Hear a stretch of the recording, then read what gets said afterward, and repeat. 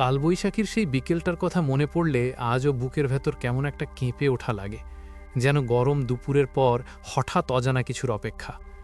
তখন আমরা একদল ছেলেপিলে, বিধু, সিধু, নিধু, তিনু, বাদল, আমি আর আরও কজন। ছেলেবেলা মানে তখন ভয় কম, কৌতূহল বেশি, আর পৃথিবীটা খুব সহজ মনে হয়। দুপুরের প্রচণ্ড রোদ একটু ঢলে পড়তেই আমরা নদীর ঘাটে নেমে গিয়েছিলাম। গা জ্বালা করা গরমে জলই তখন একমাত্র শান্তি। নদীর জল টলটল করছে, ওপারে কাশবন নড়ছে হালকা হাওয়ায়। তখনও আকাশ পরিষ্কার, শুধু বাতাসে অদ্ভুত একটা ভার, আমরা কেউ সেটা বুঝিনি। হঠাৎ বিধু সবার মাঝখানে দাঁড়িয়ে থমকে গেল। ও আমাদের দলের মধ্যে বয়সে বড় আর বুদ্ধিতেও। সে কান খাড়া করে দাঁড়িয়ে রইল। আমরা ভাবলাম নিশ্চয়ই কোনো নতুন শয়তানি ভেবেছে। আস্তে আস্তে জিজ্ঞেস করলাম, কিরে, ভূত দেখলি নাকি? কিন্তু বিধু হাসল না, কোনো উত্তরও দিল না। আবার বলল, ওই শোন। আমরাও এবার চুপ করে দাঁড়ালাম। প্রথমে কিছুই বুঝতে পারলাম না, তারপর দূরে, অনেক দূরে, পশ্চিম আকাশের দিক থেকে খুব ক্ষীণ একটা গুড়গুড় শব্দ কানে এলো, যেন মাটির অনেক নিচে কেউ ঢোল বাজাচ্ছে। নিধু তাচ্ছিল্যের সুরে বলল, ও কিছু না, মেঘ ডাকে সব সময়। কিন্তু বিধু ধমকে উঠল। বৈশাখ মাসে পশ্চিম দিকে এমন ডাক মানে কি সেটাও ভালোই জানত। কাল বৈশাখী আসছে। কালবৈশাখী মানেই আমাদের চোখে তখন শুধু একটাই ছবি, আম কুড়ানো। বারুজ্জেদের মাঠের চাঁপাতলির আম তখন সারা এলাকায় নাম করা। ঝড় উঠলেই সেই গাছের তলায় ছেলেদের হুড়োহুড়ি, যে আগে পৌঁছবে সে বেশি পাবে।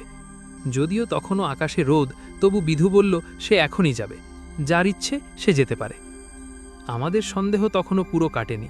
ঝড়ের লক্ষণ চোখে পড়ছে না, শুধু ওই দূরের শব্দ।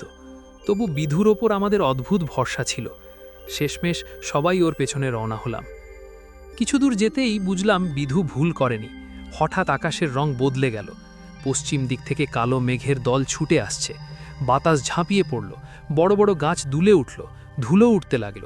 চারদিক অন্ধকার, তারপর ঠান্ডা হাওয়া, আর সঙ্গে সঙ্গেই বৃষ্টি। প্রথমে ফোঁটা ফোঁটা, তারপর যেন আকাশ ফেটে পড়ল। চাঁপাতলির তলায় তখন ছেলেমেয়েতে ভরে গেছে। আম ঝরছে শিলার মতো। কেউ চিৎকার করছে, কেউ হাসছে। প্রত্যেকের হাতে এক এক বোঝা আম। আমরা ভিজতে ভিজতেই যতটা পারি কুড়িয়ে নিলাম। আমের ভারে হাত ব্যথা হয়ে যাচ্ছিল, তবু ছাড়তে মন চাইছিল না। সন্ধে নামার সময় আমি আর বাদল বাড়ির দিকে ফিরছিলাম। নদীর ধারের পথটা তখন ভয়ানক। ঝড়ে ভেঙে পড়া ডালপালা, কাঁটায় ভরা সাঁই বাবলার ডাল, কোথাও কোথাও জল জমে গেছে। চারদিকে অর্ধ অন্ধকার, মানুষজন কেউ নেই। হঠাৎ বাদল কি একটা পায়ে জড়িয়ে হোঁচট খেয়ে পড়ে গেল। উঠে বলল, দেখ তোরে, কি জিনিস?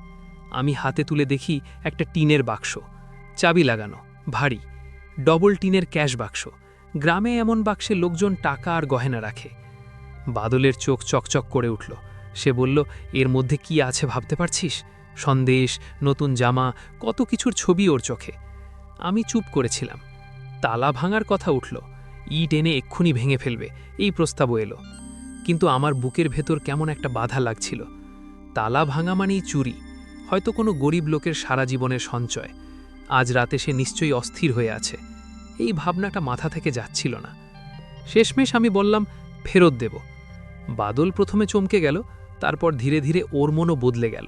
যেন বাক্স ফেরত দেওয়ার কথা ভাবতেই আমরা দুজনেই অন্য মানুষ হয়ে গেলাম। বাক্সটা বাদলদের বাড়ির বিচুলি গাদায় লুকিয়ে রাখা হলো।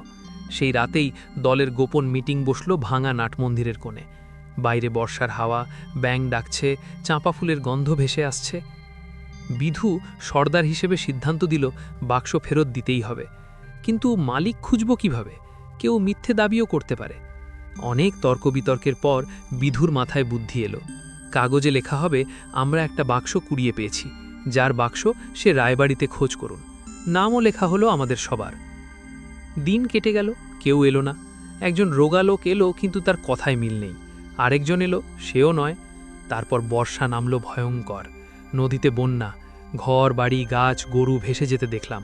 অম্বরপুর চরের কাপালিরা সর্বস্ব হারালো। এক বিকেলে আমাদের চণ্ডীমণ্ডপে এক লোক এলো। সে কাপালি, বন্যায় ঘর হারিয়ে কাজ খুঁজছে। কথায় কথায় সে বলল, জ্যৈষ্ঠ মাসে হাট থেকে ফেরার পথে তার টিনের বাক্স হারিয়েছিল। ভেতরে ছিল গয়না আর নগদ টাকা, মেয়ের বিয়ের জন্য জমানো। আমি জিজ্ঞেস করলাম, বাক্সের রং কি? সে বলল, সবুজ টিনের। আমার বুক ধড়ফড় করতে লাগলো। ছুটে গেলাম বিধুর কাছে। সবাই জড়ো হলো। বাক্স এনে লোকটার সামনে খুলে দেওয়া হলো। সব ঠিকঠাক। লোকটা কাঁদতে লাগলো, বলছে আমরা মানুষ না দেবতা। বিধু তখনও সাবধানী, রসিদ লিখিয়ে নিল। আমার বাবা পুরো ব্যাপারটা দেখে বাকরুদ্ধ হয়ে গিয়েছিলেন। আমরা তখন বুঝিনি, কিন্তু ওই দিনটাতে আমরা শুধু একটা বাক্স ফেরত দিইনি, নিজেদের ভিতরের মানুষটাকেও চিনে নিয়েছিলাম।